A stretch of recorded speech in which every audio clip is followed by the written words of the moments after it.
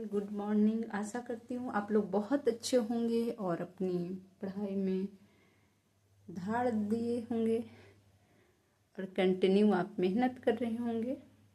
तो आज हम इसी क्रम में एक नया सेक्शन स्टार्ट करने जा रहे हैं जिसमें हम कवर करेंगे सीक्वेंस बाय प्राचीन हिस्ट्री को, ठीक है, और फिर हम करेंगे मिडाइवल हिस्ट्री को और फिर इसके बाद करेंगे मॉडर्न हिस्ट्री को, जो कि आपके जो बीपीएससी के एग्जाम्स हैं या बिहार के जितने सारे एग्जाम्स हैं उसमें इसका वेटेज ज़्यादा होता है। देखेंगे आप हिस्ट्री का वेटेज अगर दोनों को मिला के आप देखेंगे बिहार स्पेशल और हिस्ट्री को दोनों को मिला लीजिएगा तो आपका करीबन 30 या 30+40 के अराउंड में रहता है। तो आपके लिए साबित होगा। हम एक क्विक रिवीजन सीरीज कर रहे हैं, ठीक है। ऐसा नहीं कि हम बहुत डिटेल्स पढ़ने वाले, हम पीटी के पर्पज से पढ़ेंगे जो कि हमें लगे कि पीटी में आ सकता है या हम पीटी में बेनिफिट होगा इसको पढ़ने से, तो हम वो पढ़ेंगे, ठीक है। तो चलिए हम शुरू करते हैं प्राचीन हिस्ट्री को। और पहले चलिए हम इस इतिहास को पढ़ने वाले हैं, तो इतिहास के थोड़ा सा हम जान लेते हैं। क्या करेंगे, हम इतिहास को जानेंगे। पहले इतिहास होता क्या है, तो आप देखेंगे कि जो घटनाएं बीती ना, जो पास्ट में, हम कहाँ पास्ट में जो घटनाएं घटी ना उसके बारे में हम यहाँ पे पढ़ेंगे। तो ये जनरली घटनाएं नहीं होती है, जो मनुष्य, ये कोई मनुष्य है, मान लीजिए ये कोई मनुष्य है, ठीक है, ये कोई मनुष्य है, ठीक है, और इसके इर्द गिर्द, इसके चारों तरफ जो घटना घट रही है, इसके चारों तरफ इर्द गिर्द कर सकते हैं जो घटनाएं घट रही हैं, या तो सामाजिक हो सकती है, या ये तो धार्मिक हो सकती है, या आर्थिक हो सकती है, ठीक है, या कुछ भी, ये सांस्कृतिक भी हो सकती है, ठीक है, या साइंस एंड टेक्नोलॉजी भी हो सकती है, ठीक है, इमारतें वगैरह जो भी हैं, आर्ट एंड कल्चर, जितने भी घटनाएं या इन्वायरमेंट से रिलेटेड भी घटनाएं घट रही है, सारे को अध्ययन करते हैं। और ये घटनाएं कहाँ पे घट रही है, तो मानव के इर्द गिर्द घट रही है, उसके बारे में हम कहाँ पढ़ते हैं, इतिहास में पढ़ते हैं। तो ये जब इतिहास को हम पढ़ते हैं तो क्या अभी प्रेजेंट का लाइफ चल रहा है उसका, जी नहीं, हम प्रेजेंट को नहीं पढ़ते हैं, हम जो पास्ट में बीत गई है ना उसको हम पढ़ते हैं कि पहले क्या क्या हुआ था। अब उसके आधार पे हम पढ़ के उस टाइम की जो सभ्यता थी उसको हम क्या करते हैं, जानते हैं कि वहां पे क्या क्या होता था, ठीक है, और आज क्या क्या हो रहा है, तो उसमें और इसमें पढ़ के, ठीक है, और आज का लाइफ को हम क्या करते हैं, एक गेस करते हैं कि हमारा लाइफ उस आधार से वहां से अभी का जो लाइफ हो कैसे चेंज है, ठीक है। तो एक क्या करते हैं, इतिहास को पढ़ते हैं तब हम क्या पढ़ते हैं, तो सबसे पहले तो इसमें सेंटर में कौन होता है, मानव। हम कुछ भी पढ़ते हैं तो मानव के इर्द गिर्द पढ़ते हैं, इतिहास उसी को बोलते हैं, ठीक है। ऐसा नहीं है कि आप कुछ भी बोल दीजिएगा कि इतिहास बीती हुई कहानी, जी नहीं, सिर्फ कहानियां किसी होगी। तो यहाँ मानव के इर्द गिर्द जो बीत रही है ना उसकी कहानियां पढ़ते हैं, उसके जितने भी फॉर्म्स होते हैं वो सारे हम कहाँ पढ़ते हैं, तो इतिहास में पढ़ते हैं, ठीक है। आपको इतना समझ में आ गया होगा शायद। अब इतिहास को पढ़ने के क्रम में हम देखेंगे तो इतिहास क्या है, हम इतिहास को पढ़ेंगे तो आप जनरली सबको पता होगा कि इतिहास को हम 3 पार्ट में बांटते हैं। तो देखिए इतिहास को कितने पार्ट में हमने बांटा है, तो 3 पार्ट में पढ़ा। एक तो प्राचीन बांटा है, एक कौन पढ़ा है, मध्यकालीन पढ़ा है मैंने, ठीक है, और एक और आपने क्या पढ़ा है, तो एक आपने पढ़ा है आधुनिक, ठीक है, आधुनिक पढ़ा है। तो क्या कोई कहता है कि इतिहास हमें समझ में नहीं आती, क्यों समझ में आएगी भाई, आपको जब यहाँ पढ़ना होता है तो आप यहाँ पढ़ते हो, जी नहीं। आप किसी चीज को अगर मान लीजिए कोई ये पौधा है, मैंने मान लीजिए कि ये कोई पौधा है, ये पौधा है, आप बताइए ये पौधा ऑटोमेटिक यहाँ आ जाएगा, कभी भी नहीं। जब तक कि आप इसको जड़ को नहीं पढ़िएगा ना तब तक आप इसको बीच वाले पार्ट को भी नहीं जान पाएंगे। जब आप जड़ को समझ लीजिएगा ना तब एक तन्ने को समझिएगा, तब इसके जो रूट्स यहाँ पत्ते हैं, सॉरी लिप्स हैं, इसके बारे में आपको जानकारी मिलेगी। तो इतिहास यही है, इतिहास में आप क्या करेंगे, सबसे पहले आप प्राचीन को जानिए, इसके बाद आप क्या कीजिए, इसके बाद आप मध्यकालीन को पढ़िए, इसके बाद आप आधुनिक को पढ़िए और छोटे छोटे टर्म में पढ़िए। ऐसा नहीं है कि हम एक दिन में पूरे प्राचीन इतिहास को हमको पढ़ जाना है जी, नहीं, आप छोटा छोटा टारगेट कीजिए और इसके बाद पढ़िए। इसके बाद आपको समझ में आएगा कि इतिहास कैसे पढ़ना है। अब धीरे धीरे जब इसको पढ़ना स्टार्ट कीजिएगा ना तो ये और वैसे नहीं पढ़िए, आप अपने आप को वहां पे रखिए और इसके बाद इसको पढ़िए। जब आप अपने आप को यहाँ पे रखिएगा ना, क्योंकि आपको पढ़ना भी है मानव का ही इतिहास, ठीक है, मानव की जितने भी घटनाएं, मानव द्वारा जो कार्य किए गए हैं उसी को पढ़ना है। तो आप अपने आप को वहां पर स्टे करवाइए और पढ़िए, तब जाके आपको क्या होगा, प्राचीन हिस्ट्री या इतिहास, जो भी इतिहास बहुत सरल है, बशर्ते आपको वहां रखना है। आप अगर जैसे ही अपने आप को रख रख के पढ़िएगा ना, आपको पूरा का पूरा इतिहास अच्छे तरीके से समझ में आएगी, ठीक है। तो आप हम देख लिए कि प्राचीन इतिहास को हमने कितने पार्ट, इतिहास को हमने कितने पार्ट में बांटा है, तो 3 पार्ट। एक पार्ट और है आर्ट एंड कल्चर, तो आर्ट एंड कल्चर आप इसमें भी पढ़ सकते हैं, नहीं तो आपको अलग से पढ़ने का मन है तो आप अलग से भी पढ़ सकते हो, उसका सेपरेट विषय भी कर दिया गया है, आर्ट एंड कल्चर, ठीक है।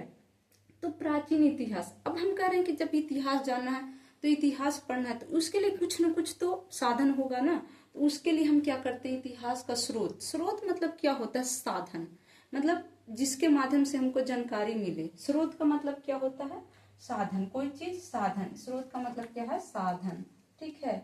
जैसे आप कहीं जाते हैं ना, तो जाने के लिए आप गाड़ी यूज करते हैं ना, तो वो एक साधन है, तो वही स्रोत है। स्रोत का मतलब क्या होता है कि साधन, कि आपको इसको जानने के लिए कोई चीज साधन है। जैसे कि साधन में क्या हो सकता है, अगर आप इतिहास जान रहे हैं तो बुक हो सकते हैं, बुक्स हो सकते हैं, ठीक है। और क्या हो सकते हैं, मंदिर हो सकते हैं उस टाइम का, और क्या हो सकते हैं, कोई चित्र हो सकता है, ठीक है। और क्या हो सकते हैं, आप देखिएगा तो मूर्ति हो सकता है, मूर्ति, ठीक है। और क्या हो सकता है, स्मारक हो सकता है, स्मारक हो सकता है। तो ये सब क्या है, उस टाइम का जानने का एक साधन हो गया।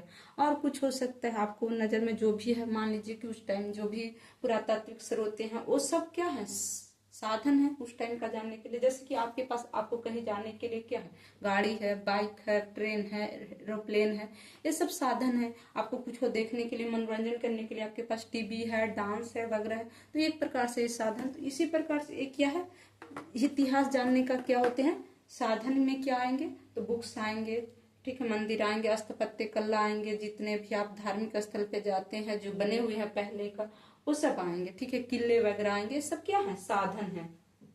तो चलिए, हमने देखा कि इतिहास को हमने कितने पार्ट में बांटा है, तो 3 पार्ट में। 3 पार्ट में सबसे पहला पार्ट हम पढ़ेंगे क्या, प्राचीन इतिहास को, ठीक है। इसके बाद हम मध्यकालीन को पढ़ेंगे, आधुनिक को पढ़ेंगे, ठीक है। तो आज हम शुरू करते हैं फर्स्ट चैप्टर, जिसमें हम स्रोत को जानेंगे और ज्यादा हम डिस्कशन इस पे नहीं करेंगे। इसमें सिर्फ हम स्रोत को जानेंगे, ठीक है। और स्रोत में हम करने वाले हैं, तो आप हेडिंग डाल लीजिएगा कि प्राचीन इतिहास को हम पढ़ने वाले हैं, क्या पढ़ने वाले हैं। तो हम सबसे पहले पढ़ने वाले हैं प्राचीन इतिहास को। चलिए, प्राचीन इतिहास हो गया। प्राचीन मतलब क्या होता है, तो आप मान लीजिएगा पुराना, जो सबसे पुराना है, जो प्राचीन का मतलब बहुत सालों से बीत गया है, बहुत पहले, जो बहुत ही पुराना है। जैसे कि न्यू मीन्स नया होता है, तो प्राचीन मीन्स क्या होता है, पुराना। अब प्राचीन इतिहास को जानने के लिए हमने बताया कि हमें क्या पड़ेगा, स्रोतों, साधनों की आवश्यकता पड़ेगी। तो हम पहले जानेंगे स्रोत। स्रोत मीन्स हमने क्या बताया, साधन।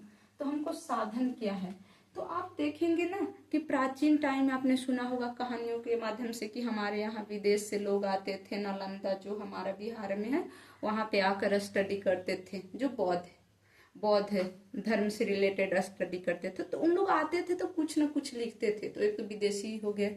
अब उस टाइम भी पूजा पाठ होता था, रीति रिवाज होती थी, लोग चित्रकला करते थे, धार्मिक स्थल बनवाते थे, मंदिर बनवाते थे, स्मारक बनवाते थे, तो उस टाइम भी बनवाते थे, किले बनवाते थे। तो वो भी क्या हो गया, हमारा साधन हो गया। तो आप देखेंगे ना, तो इसको 2 पार्ट में हम डिवाइड कर देते हैं। एक तो साहित्य जो लिखित है, और एक पुरातत्व मतलब तत्व के माध्यम, किसी चीज के माध्यम से बनाया गया है। पुरातत्व यानी पुराने तत्वों के माध्यम से उसको बना के निर्माण किया गया, तो पुरातात्विक स्रोत होता है, ठीक है। तो यहाँ पे हम 2 टर्म में पढ़ेंगे कि एक तो हमारा क्या होता है, एक साहित्यिक स्रोत होता है, एक क्या होता है हमारे पास, साहित्यिक स्रोत होता है, साहित्यिक स्रोत होता है, और दूसरा ये क्या होता है? पुरातात्विक स्रोत। अब हम बात करें तो साहित्यिक स्रोत में क्या पढ़ सकते हैं? अब साहित्यिक स्रोत में बुक्स वगैरह आएंगे। तक साहित्य मतलब क्या? लिखित होगा, तो ये बुक्स फॉर्म में ही होंगे, ठीक है। और पुरातात्विक तत्व से बनाए गए हैं, तो तत्व से जब मिलाकर कोई मटेरियल से मिलाकर बनाया गया तो इमारतें वगैरह होंगे, स्मारकें वगैरह होंगे, ठीक है। तो साहित्यिक स्रोत में आप देखेंगे तो यहाँ पे जो वैदिक पीरियड हो गए, जो पाली उस टाइम के जो ग्रंथ होते हैं वही यहाँ पे इंक्लूड होंगे। तो आप देखेंगे तो इसको भी ये क्या होता है, एक तो हो जाएगा, एक धार्मिक स्रोतें हो जाएंगी, एक धार्मिक स्रोत इसको हो जाएगा, ठीक है। और एक हो धर्मनिरपेक्ष, और एक हो जाएगा विदेशी विवरण। ये पुरातात्विक स्रोत में आप क्या देख सकते हैं? तो यहाँ पे जो पुरालेख हो जाएंगे, पुरालेख वगैरह हो जाएंगे, ठीक है। जो कि पत्थर इमारतें हो जाएंगे, और क्या? स्मारक हो जाएगा यहाँ पे, और क्या होंगे? तो सिक्के हो जाएंगे, ठीक है। और क्या होंगे? किले वगैरह हो जाएंगे, ठीक है। तो ये सब क्या है? पुरातात्विक स्रोतें हैं, ठीक है, जो कि उत्खनन के दौरान हमको प्राप्त होते हैं। अब धार्मिक स्रोत में क्या हो जाएगा? तो ब्राह्मण ग्रंथ हो जाएंगे, इसमें ग्रंथ हो जाएंगे ब्राह्मण, ठीक है। और ये क्या हो जाएगा? ये धर्मनिरपेक्ष मतलब धर्मनिरपेक्ष, जैसे कि कौटिल्य के बुक वगैरह हो गए, कौटिल्य का बुक्स वगैरह होंगे, ये सब इसमें आएंगे, ठीक है, इंक्लूड होंगे। तो आप समझ रहे इस बात के? दो कि धर्मनिरपेक्ष का मतलब हो धर्म से हटके थोड़ा सा होगा, और धार्मिक जो होगा कि धर्म को रखते हुए बातें करेंगे, धर्म के आधार पे बात करेंगे, और धर्म को थोड़ा सा धार्मिक बातें करेंगे, लेकिन वो निरपेक्षता के साथ, उतना हावी नहीं धर्म को होने देंगे जितना धार्मिक ग्रंथों में होगी। ये धर्म के आधार पे जो भी है धर्म के आधार पे कहेगा, भगवान गॉड के आधार पे कहेंगे, और गॉड को करेंगे लेकिन निरपेक्षता के साथ, इतना हावी नहीं देने। जो मतलब सही रहेगा उसको सही कहेंगे, और वो जो सही नहीं रहेगा सही नहीं कहेंगे यहाँ पे, ठीक है। इस आधार पर आप समझ सकते हैं। तो चलिए हम साहित्यिक स्रोत की बात करते हैं, इसके बाद हम पुरातात्विक स्रोत की बातें करेंगे। पुरातात्विक स्रोत में क्या क्या आएंगे, ठीक है, पुरातात्विक स्रोत के अंतर्गत क्या क्या हम रख सकते हैं, और फिर उसकी बात करेंगे। तो पहले हम साहित्यिक स्रोत को जान लेते हैं। चलिए आइए यहाँ पे हम साहित्यिक स्रोत को हम बात करते हैं।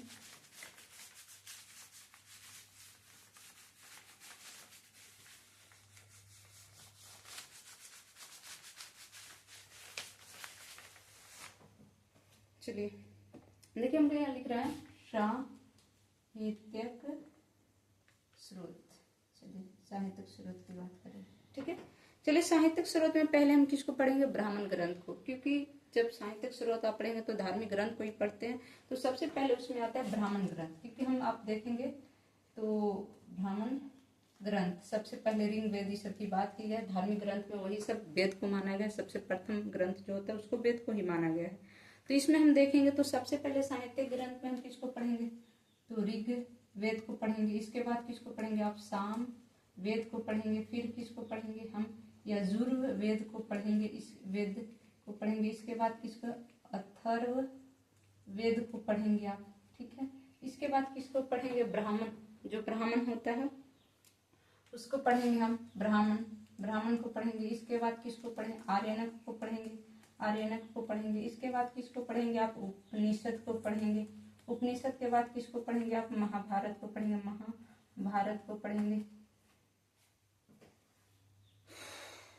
महाभारत के बाद क्या पढ़ेंगे? रामायण को पढ़ेंगे। इसके बाद आप किसको पढ़ेंगे? इसके बाद आप पुराण को पढ़ेंगे, ठीक है।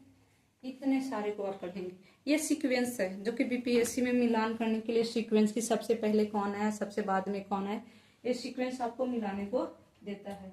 तो आप इस तरीके से आप इसको सीक्वेंस के क्रम में भी आप याद रख सकते हैं कि ब्राह्मण ग्रंथ के अंतर्गत क्या क्या हमको पढ़ना है और उसका सीक्वेंस क्या है, ये मिलान करने के लिए भी देता है, ठीक है। इसके बाद आप देखेंगे ना तो बौद्ध ग्रंथ है। इसके बाद आप देखेंगे बौद्ध ग्रंथ। तो ये सब क्या है? स्रोत है।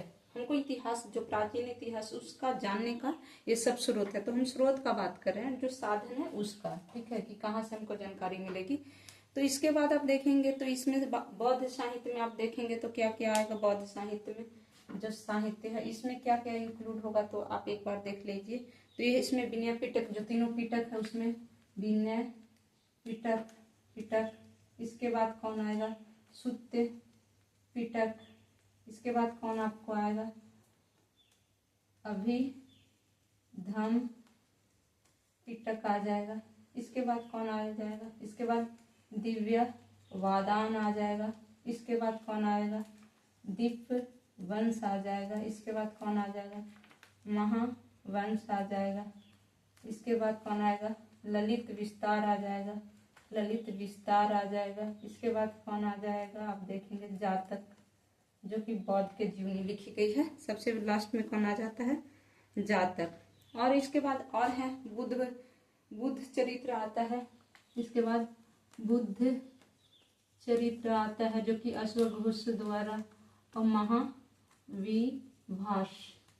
महाविभास जो कि किसके द्वारा, वसुमित्र द्वारा लिखा गया है। तो ये सब आ जाता है, ठीक है। इनके माध्यम से भी क्या करेंगे, आप प्राचीन इतिहास को आप जान सकते। इसके बाद एक आता है जैन ग्रंथ। अब जैन ग्रंथ में कौन आता है, तो कल्प सूत्र आता है, कल्प सूत्र आ जाता है, ठीक है, कल्प सूत्र आता है। फिर अचरांग सूत्र आता है, अचरांग सूत्र आता है। एक भागवती सूत्र भी आ जाता है, ठीक है। इस सब के माध्यम से भी क्या कर सकते हैं आप, इतिहास, प्राचीन इतिहास को जान सकते हैं। ये सब साहित्यिक स्रोत हो गया, ठीक है। ये क्या हो गया, साहित्यिक स्रोत।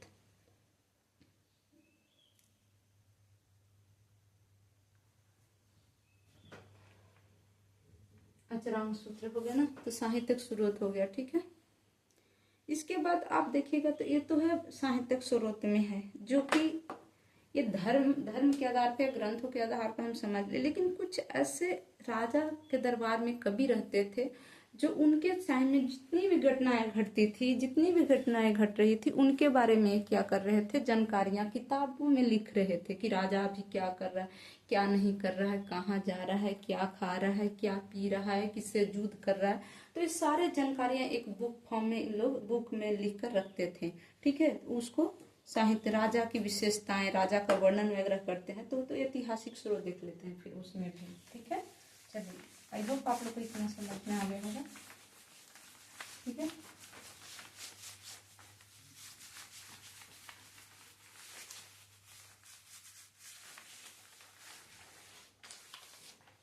चलिए अगला आप देखेंगे ना। अभी यहाँ पे हम समझाने जो सिर्फ हम लिख रहे हैं कि साधन है ये, इसके माध्यम से आप क्या कर सकते हैं, इतिहास को जान सकते हैं। ऐतिहासिक स्रोत आप देखिएगा यहाँ लिख दे रहे हैं, ऐतिहासिक, ठीक है ना। ऐतिहासिक जो कि राजाओं के माध्यम से कोई कवि द्वारा लिखा गया है, ठीक है। तो आप देखें कल्हन महोदय है, सबसे पहले इनको हम पढ़ते हैं, कल्हन को। कल्हन भी एक दरबारी कवि थे, ठीक है, और कवि थे। और इसके बाद ये जो इनकी बुक है, जिसको आप तरंगिणी, एक कल्हन द्वारा लिखी गई है, राज तरंगिणी, ठीक है, जो कि कश्मीर के बारे में इन्होंने बताया है। तो तरंगिणी इसकी नाम है। इसके बाद पृथ्वीराज रासो, एक नाम क्या है, पृथ्वीराज रासो द्वारा इसमें एक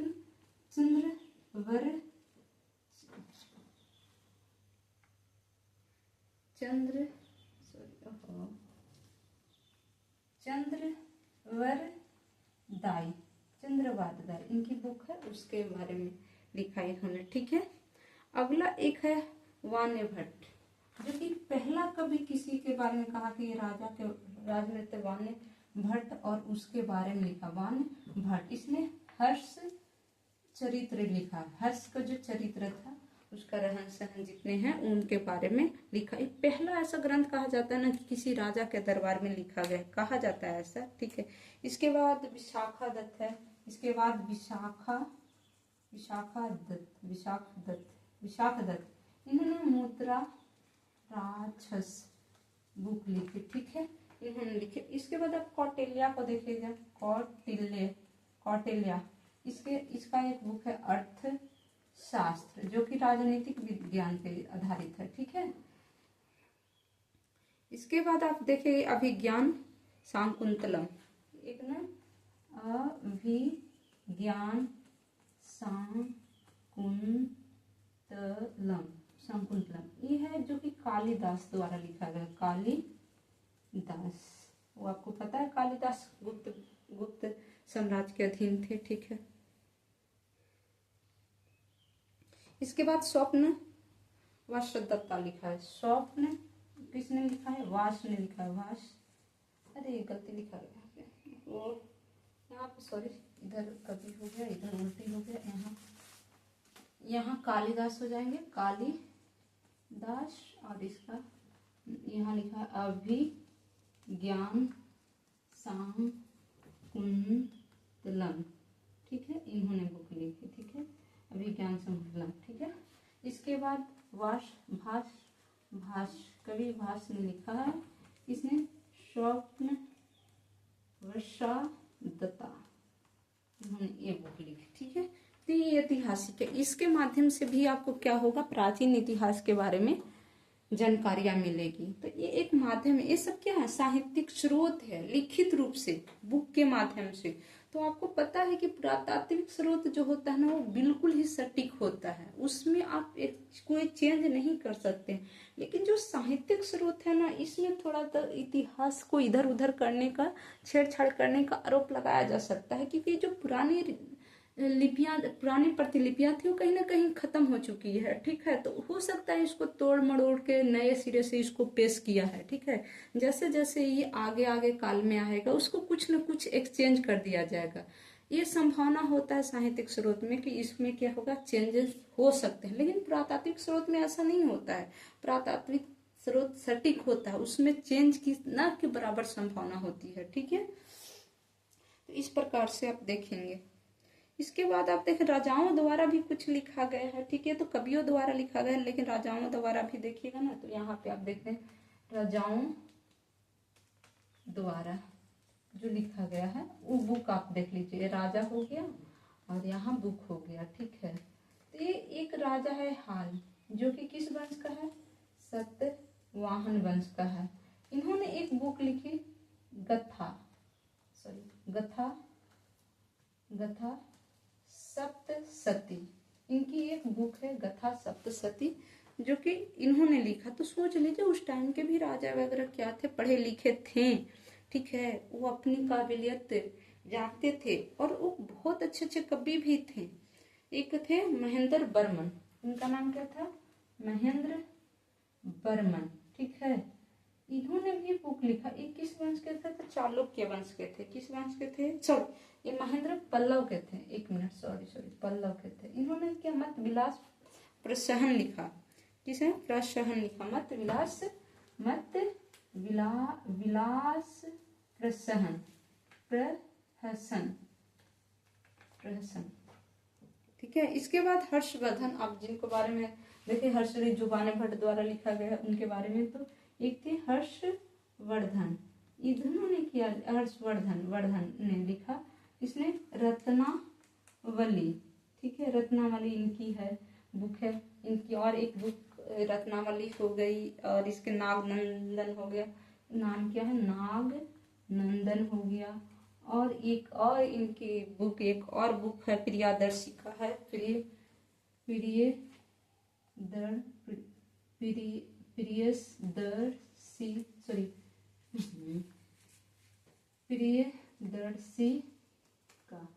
प्रियदर्शिका है।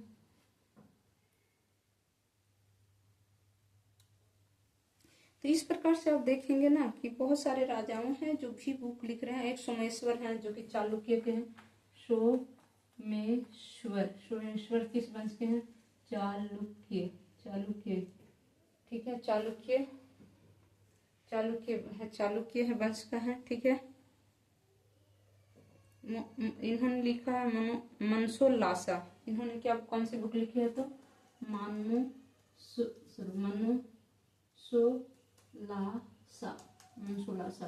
मनसोल्लासा बुक इन्होंने लिखा है। ठीक है, मनसोल्लास।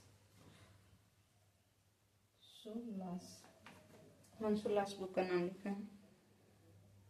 तो आप इतना याद रखिएगा, इसके बाद हम फिर अगले चैप्टर इसी चैप्टर में करेंगे, ठीक है। दूसरी कड़ी आएगी, थोड़ा ज़्यादा इतना आपको याद करना है। आपको अगर याद हो जाए तो याद कीजिए और फिर अच्छे से रिविजन कीजिए। शायद आपको एक क्वेश्चन इससे भी देखने के लिए मिलान में मिल जाता है, ठीक है। ज़्यादातर साहित्यिक स्रोत से देता ही देता है। तो आई होप आप लोग को अच्छा लगा हो, तो लाइक और सब्सक्राइब जरूर कीजिएगा।